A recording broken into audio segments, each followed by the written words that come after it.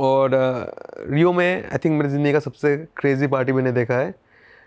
हर Saturday होता है, कहते हैं बाइले फंक, और रात के 1-2 बजे स्टार्ट होता है, सुबह 5 बजे तक चलता है। वैसे जो फवेलास होती है ना, वो शहर से काफ़ी दूर नहीं होती है। इंडिया में भी वैसा ही है, स्लम्स एयरपोर्ट के पास कहीं वहाँ हो जाती है।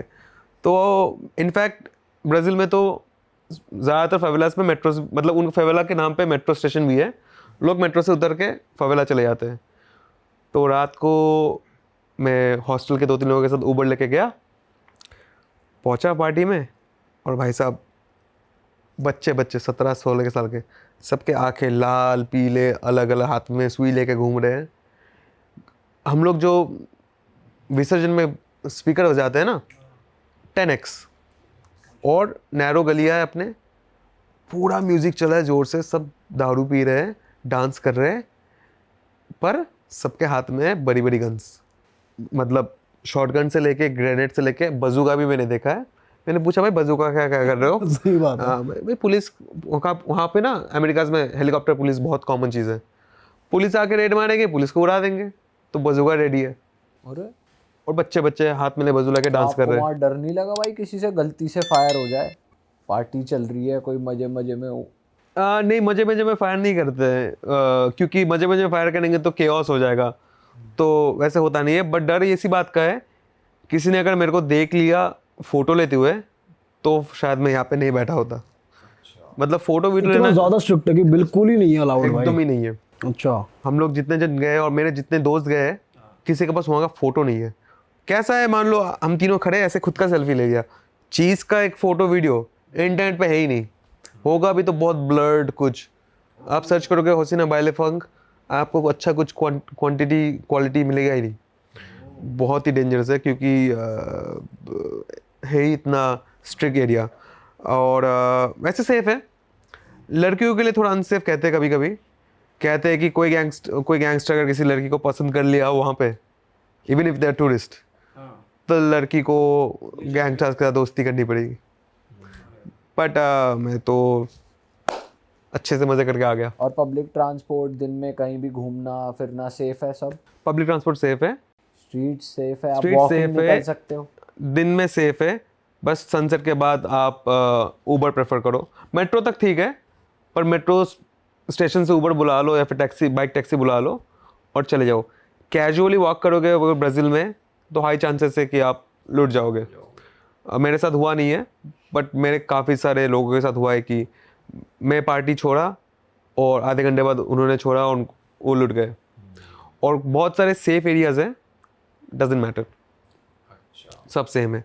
एक्चुअली मेरे को गरीब एरिया में ज़्यादा सेफ लगा, क्योंकि वो लोग किसी को देख के उतना पोटेंशियली सोचते नहीं कि इसके पास पैसा है। पर अमीर एरिया में लोगों को पता है कि इनके पास पैसा है, तो लूटने के चांसेस ज़्यादा है। सारे हाउसेस में फेस आईडी है, आज से नहीं 7 साल पहले मैं गया था तब से फेस आईडी है, कि फेस दिखता है तभी गेट खुलता है, वरना नहीं खुलता है। अच्छा। रिच एरियाज में। अच्छा। बाकी खाना बढ़िया है, वर्थ इट है भाई, रिस्क के साथ फन वर्थ इट है। बट इंडिया से आप एक बार में नहीं पहुंच सकते ना, मतलब बहुत ही दूर है। बहुत ही आप दूर है। उस तरफ हो कहीं, यूएस से पास पड़ता है ब्राजील? एक्चुअली नहीं पड़ता है, अफ्रीका से पास पड़ता है। अच्छा। हाँ, बहुत ही बड़ा है ब्राज़ील, बहुत ही बड़ा है। ब्राज़ील में अपना नॉर्दर्न हेमिस्फीयर भी आ जाता है, सदर्न हेमिस्फीयर भी आ जाता है। काफ़ी वेदर, मतलब ब्राज़ील में एक टाइम पे समर चल रहा है और दूसरे पार्ट में विंटर चल रहा है। नॉर्दर्न ब्राज़ील क्योंकि नॉर्दर्न हेमिस्फीयर में पड़ता है, वहाँ पे जब समर होता है, सदर्न में विंटर होता है। तो काफ़ी बड़ा देश है।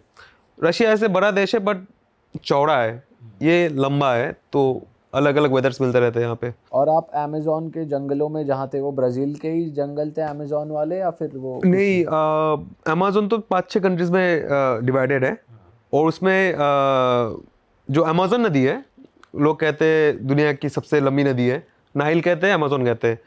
बट देखा जाए तो अमेज़न ज़्यादा लंबा है, क्योंकि उसका शाखा बहुत ज़्यादा है। तो बोट्स चलती है, वहाँ का ट्रांसपोर्ट ही है बोट्स। बोट में ऐसा नहीं कि 1 घंटे का बोट, दिन दिन के बोट चलते हैं। लोग हैमक लगाते हैं और सोते रहते हैं। अच्छा। और जो ड्राइवर या फिर क्या पायलट, कैप्टन कहूँ, ज़ोर से गाना बजाता रहता है 24/7, क्योंकि गाना मेरे को लगता था भाई रात हो गई है, गाना क्यों बजा रहे, सोने दे। गाना is the way to let the people know कि बोट आ रहा है। जैसे अपने आइसक्रीम वाला गाने बजाते हैं तो लोग रात को ना टॉर्च मारते हैं बोट को, क्योंकि अमेज़न नदी के चारों ओर छोटे छोटे, क्या कहे उसको, गांव भी नहीं कह सकते, गांव से छोटा सेटलमेंट्स है।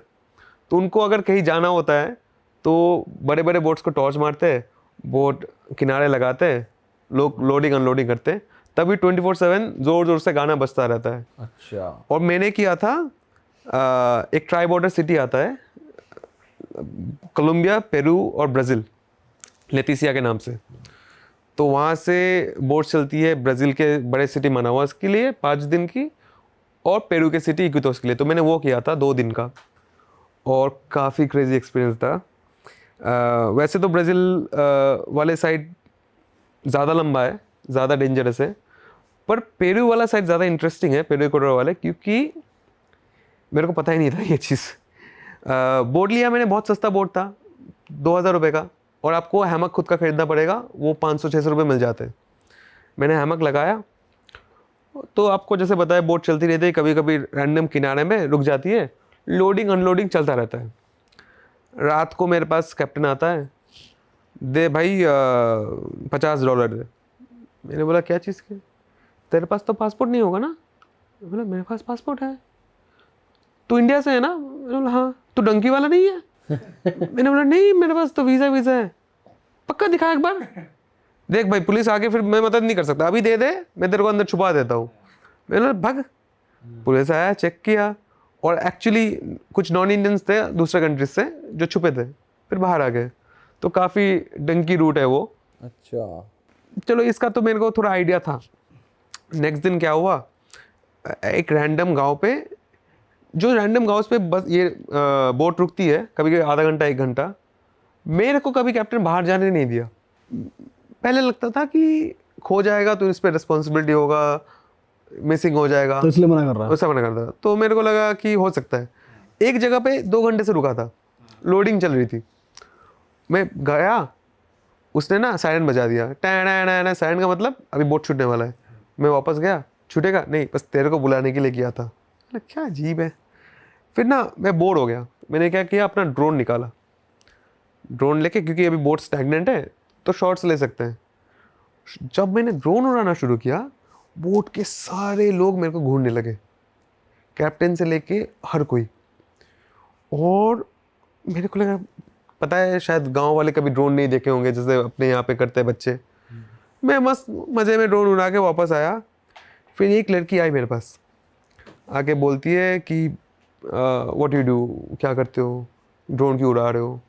मैंने बोला यूट्यूबर हूँ, इंस्टाग्रामर हूँ, मैं कंटेंट बना रहा हूँ, दिखाओ यकीन नहीं हो रहा है।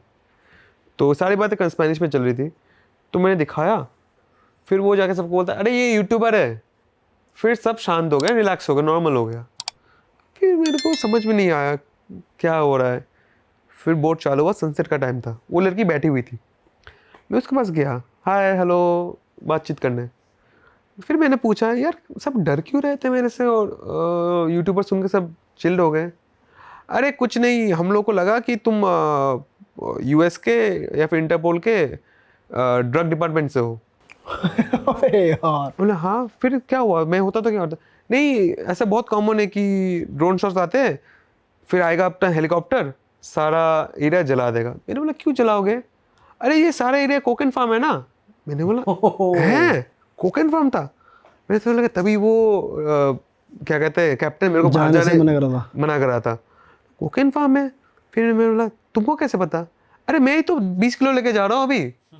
अरे वाह, आपने ये वीडियो यहाँ तक देख ली भाई, तुमने हमारी मेहनत सफल कर दिया। तुम ही लोग हो असली रियल हिट। और अगर आपको बहुत मजा आ रहा है ऐसी क्लिप्स में, ऐसी वीडियोस में, तो फटाफट जाइए प्लेलिस्ट पे बिंज वॉच कीजिए और सारी वीडियोस देख डालो और मौज काटो। That is it. हम मिलेंगे नए पॉडकास्ट में, नए क्लिप में। Till then bye bye, see you, take care, do subscribe.